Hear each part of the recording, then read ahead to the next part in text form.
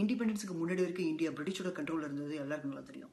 ஆனால் இண்டிபெண்டன்ஸ்க்கு அப்புறம் கிட்டத்தட்ட இந்த 70 வருஷமாக இந்தியா கொஞ்சம் கொஞ்சமாக உலக நாடுகளில் இருக்கிற பெரிய பெரிய கார்ப்பரேட் கம்பெனிகளோட கண்ட்ரோலுக்கு கைமாறி இருக்கு.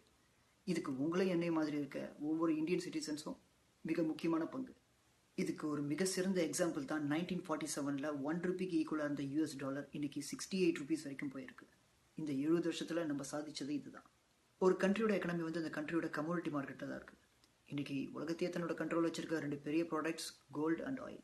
இந்தியாவில் கோல்டு ப்ரொடக்ஷன் இல்லை, ஆயில் ப்ரொடக்ஷன் சொல்லிக்கிற அளவுக்கு இல்லை.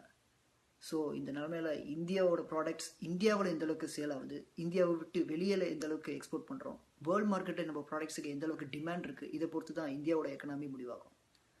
இந்த நிலமையில் நம்ம இந்தியன்ஸு நம்ம இந்தியாவோட ப்ராடக்ட்ஸை வாங்காமல் ஃபாரின்லேருந்து நிறைய ப்ராடக்ட்ஸை இம்போர்ட் பண்ணி ஈவன் ஃபுட் ப்ராடக்ட்ஸ் எல்லாம் அதிகமாக யூஸ் பண்ணும்போது நம்மளோட எக்கனாமி இன்னும் டவுன் ஆகுமே தவிர அது பூம் ஆகிறதுக்கு சான்சஸ் இல்லை. தங்களோட பிஸ்னஸ்